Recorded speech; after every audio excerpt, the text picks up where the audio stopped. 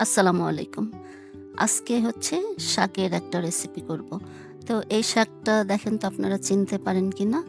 অনেকেই হয়তো চিনতে পেরেছেন, অনেকেই এখনো চিনতে পারেননি। তো এটা হচ্ছে মটর শাক। আ এটা শীতের সিজনেই পাওয়া যায়। আমি আরেকটু ভালো করে এর পরিচয় দিচ্ছি। আমরা যে মটরশুঁটি খাই, সেই মটরশুঁটি গাছ এটা। এই যে দেখেন পাতাগুলো এরকম থাকে।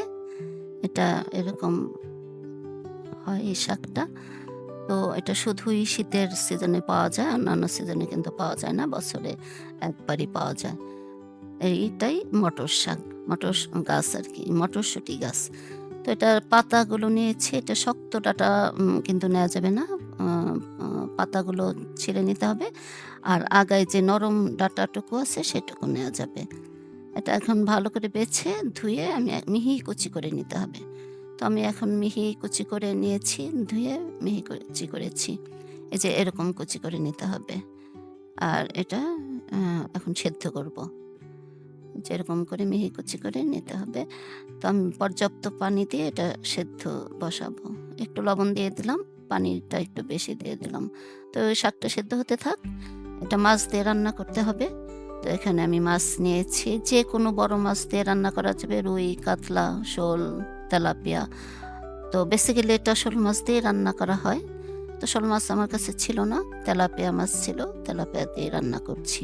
দিয়ে দিলাম একটু লবণ, একটু হলুদ আর দিব হচ্ছে আ রসুনের পেস্ট। এখানে শুধু রসুন, আদা কিন্তু নাই।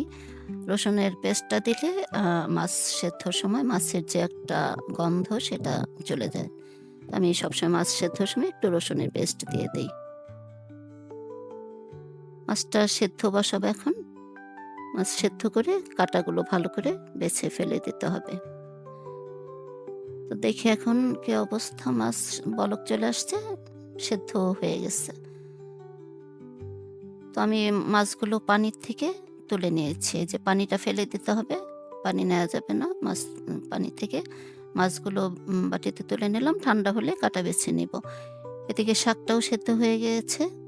শাকটা আ পানিতে সরি ইয়াতে স্ট্রেনারে ঝরাতে হবে, পানি ঝরাতে হবে। তো শাকটা ভালোভাবে সিদ্ধ করে নিতে হবে। একটু সময়ও কিন্তু লাগে এই শাকটা সেদ্ধ হতে। এজন্য পানির পরিমাণটা বেশি দিতে হয়। তো একটু দেখে নিতে হবে সেদ্ধ হয়েছে কিনা। তো সেদ্ধ হয়ে গেছে আমি দেখে নিয়েছি। এখন স্ট্রেনারে ঢেলে দিয়েছি। পানি ঝরতে থাকুক আর ঠান্ডাও হতে থাকুক। তো আমি অফ ক্যামেরায় মাছের কাঁটাগুলোও কিন্তু বেছে নিয়েছি। খুব ভালোভাবে কাঁটাগুলো ফেলে দিতে হবে কিন্তু। যেন কাঁটা না থাকে। কারণ শাকের মধ্যে কাঁটা থাকলে গলায় লাগার সম্ভাবনা থাকে। তো এখন আমি হাম হাঁড়ি বসিয়েছি, রান্না করব। এই রান্নাটা একটু তেল বেশি আ প্রয়োজন হয়। তেল আর পেঁয়াজটা তো একটু বেশি তেল দিয়ে দিলাম। এখন আমি পেঁয়াজটাও দিয়ে দেব, ২ মুঠো পরিমাণ পেঁয়াজ দিয়ে দিব। এটা হচ্ছে নতুন পেঁয়াজ, তাই একটু মোটা, মোটা করে কাটা। পেঁয়াজের সঙ্গে কাঁচামরিচ ছিল, ২ টুকরো কাঁচামরিচ চলে আসছে। সমস্যা নেই। এখানে কাঁচামরিচ দিব। অনেকগুলো কাঁচামরিচই দিতে হবে। কারণ এই শাকটা একটু ঝাল, ঝাল খেতেই ভালো লাগে। যারা শাক খেতে পছন্দ করেন, তারা কিন্তু চাইলে এই শাকটা রান্না করে খেতে পারেন এই রেসিপি ফলো করে। অনেক মজার হয়। তো পেঁয়াজটা বেশি ভাজতে হবে না। একটু সফট হওয়ার পরে আ দিয়ে দিব আদা রসুনের পেস্ট। এই যে এখন একটু সফট হয়েছে। এখন আদা রসুনের পেস্ট দিতে হবে। উঁচু করে ১ চামচ, আরও 1/2 চামচ দিয়ে দিলাম। কারণ যেহেতু শাক, মাছ দুটোই একসঙ্গে রান্না হবে, তাই আদা রসুনটা একটু বেশি লাগবে। অন্যান্য মসলাও একটু বেশি লাগবে।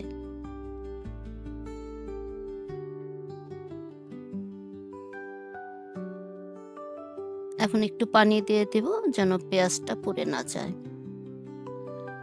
পানি দিয়ে আদা রসুনটা একটু ভেজে দিয়ে দিতে হবে অন্যান্য মসলা। দিয়ে দিচ্ছি হলুদের গুঁড়া। এটা উঁচু করে 1/2 চামচ, সমান করলে ১ চামচ হবে। আর শুকনা মরিচের গুঁড়া ২ চা চামচ দিচ্ছি। আর হচ্ছে ধনিয়ার গুঁড়া ১ চা চামচ।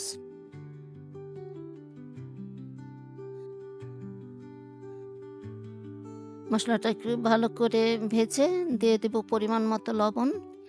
লবণটা পরিমাণ মতোই লাগবে, কারণ শাক আর মাছে লবণ থাকলেও সেটা কিন্তু পানি ফেলে দেওয়া হয়েছে। ওখানে লবণ অতটা নেই। এখন মসলা ভালো করে কষানো হয়ে গেছে। এখন দিয়ে দিচ্ছি সেই সেদ্ধ করা মাছটা। মাছ কিন্তু আমি যতটুকু সেদ্ধ করেছি সব লাগেনি। যতটুকু শাক ততটুকুই মাছ দিয়েছি। এই বাটির ১ বাটি শাক হয়েছে আর ওই সেম বাটির ১ বাটি মাছ দিয়ে দিলাম। মাছ আমার আরও রয়ে গেছে। তো মাছটা এখন মসলার সঙ্গে ভালো করে রান্না করতে হবে। মাছটা একটু দলা আছে, আমি স্প্যাচুলার দিয়ে একটু এরকম করে নেড়ে দিচ্ছি যেন দলাগুলো ভেঙে মশলার সঙ্গে মিশে যায়। এখন দিয়ে দিচ্ছি কাঁচামরিচ। এখানে বেশ কয়েকটা কাঁচামরিচ ফালি করে দিতে হবে। এখন এই মাছটা ভালোভাবে রান্না হয়ে যাওয়ার পরে দিয়ে দেব সেই শাক, সেদ্ধ করা পানি ঝরানো শাকগুলো। যতটুকু মাছ নিয়েছি, শাক যতটুকু মাছও সমপরিমাণ। এখন এই মাছ আর শাকটা ভালো করে রান্না করে নিতে হবে, মানে মিশিয়ে দিতে হবে নেড়েচেড়ে। এই রান্না ঢাকার দরকার নেই। এই মানে যেহেতু শাক মাছ দুটোই সেদ্ধ করা, সেজন্য আর ঢাকনা দিয়ে ঢাকতে হবে না। এমনি নেড়েচেড়ে ভাজা ভাজা করলেই হবে।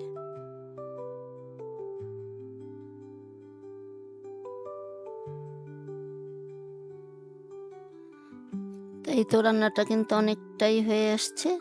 এখন দেখেন এই যে শাকটা কেমন একটু ঝরঝরা, এই শাকটাকে একটু স্টিকি ভাব করতে হবে।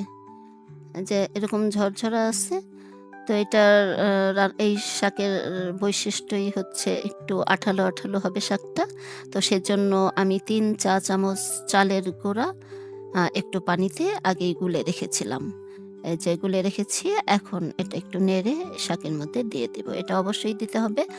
এটাই হচ্ছে শাকটাকে একটু আঠালো করবে। আর এই শাকটা একটু আঠালো হওয়ার কারণেই খেতে বেশি ভালো লাগে। এখন এই চালের গোলাটা দিয়ে খুব ভালো করে মিশিয়ে রান্না করে নিতে হবে। একটু ভাজা হয়ে আসলেই রান্না হয়ে যাবে। তো একদম শেষ মুহূর্তে দিয়ে দিতে হবে একটু টালা জিরার গুঁড়া।